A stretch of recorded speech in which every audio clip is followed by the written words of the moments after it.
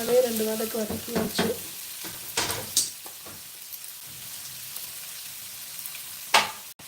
அதுக்கப்புறம் capsicum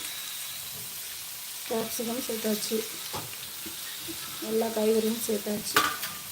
cabbage கொஞ்சம் கடைசியாக சேர்ப்போம், 2 வதக்கு வதங்கட்டும். உப்பு சேர்த்துட்டிங்கன்னா நல்லா வதங்கிடும். இன்றைக்கி வந்து ஃப்ரைட் ரைஸ் தான் பண்ண போகிறோம். ஆனால் பசங்களுக்கு வாரத்தில் ஒரு நாள் இந்த மாதிரி கொடுத்தோம்னா ஹெல்த்தியாக இருக்கும். ஆனால் என் பசங்க நான்வெஜ் தான் ரொம்ப சாப்பிடுவாங்க. ஆனால் லஞ்சு கொடுக்குறப்ப நம்ம என்ன கொடுக்குறோமோ அதை தான் சாப்பிட்டு ஆகணும். சண்டை போட்டால் கூட வீட்டில் வந்து தான் சண்டை போடணும். அதனால் மத்தியானம் வந்து இந்த மாதிரி ரெசிபிஸ் பண்ணி கொடுத்தோம்னா சைலண்ட்டாக சாப்பிடுவாங்க. அதுக்கப்புறம் கேபேஜ் காய்கறியெல்லாம் நல்லா வாஷ் பண்ணிட்டு போடுங்க. நான் ஏற்கனவே வாஷ் பண்ணி வச்சுருந்ததுனால அப்படியே ஆட் பண்ணேன். வெங்காயம் தக்காளி எல்லாத்தையும் வாஷ் பண்ணிவிட்டு சேர்த்துட்டிங்கன்னா நல்லாயிருக்கும். ஆனால் வந்து ஃப்ரைட் ரைஸ்க்கு வந்து தக்காளி வந்து நான் சேர்க்க மாட்டேன். ஆனால் ஒரு சில பேர் சேர்க்குறாங்க. ஃப்ரைட் ரைஸ்க்கு வந்து தக்காளி சேர்க்க மாட்டோம், நல்லா இருக்காது. சேர்த்தாலும் நல்லா இருக்காது.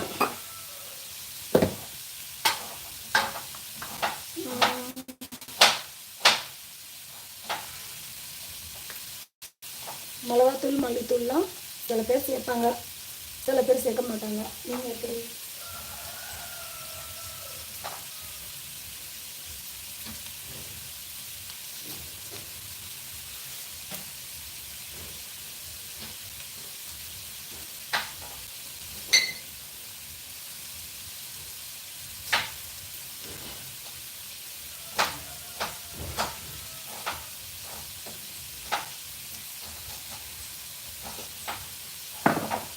என்னென்ன சாஸ் சேர்க்கலாம் பார்க்கலாமா?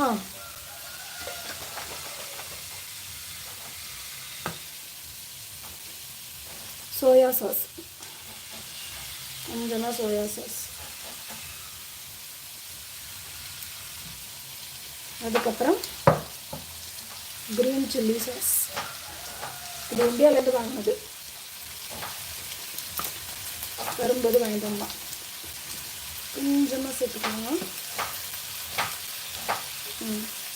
கொஞ்சமாக சேர்த்துருக்கேன். அதுக்கப்புறம் டொமேட்டோ சாஸ் வேணும்னா சேர்த்துக்கலாம். சேர்த்துட்டா நல்லா டேஸ்ட்டாக இருக்கும்.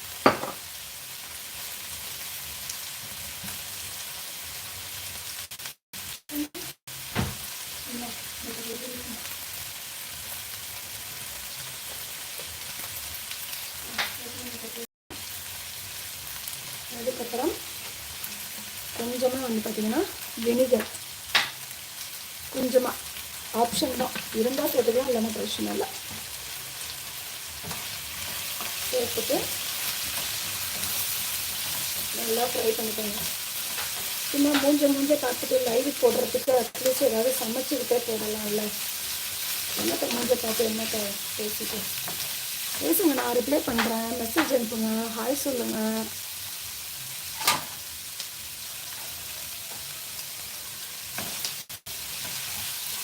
நல்லா ஃப்ரை பண்ணிக்கணும்.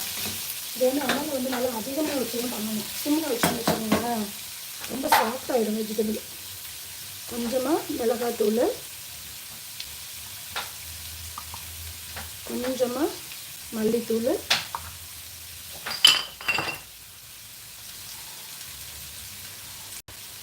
கொஞ்சமாக உப்பு. ஏன்னா சோயா சாஸ்லேயே கொஞ்சம் சால்ட் இருக்கும். நல்லா ஃப்ரை பண்ணிட்டு இப்போ காய்கறி வெந்துருச்சான்னு பார்ப்போம். ரொம்ப குக் ஆகக்கூடாது, மஞ்சியாக இருக்கணும்.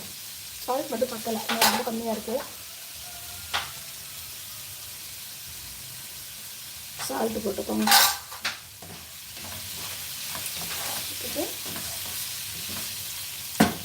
கொஞ்சமாக சுகர் போடணும்.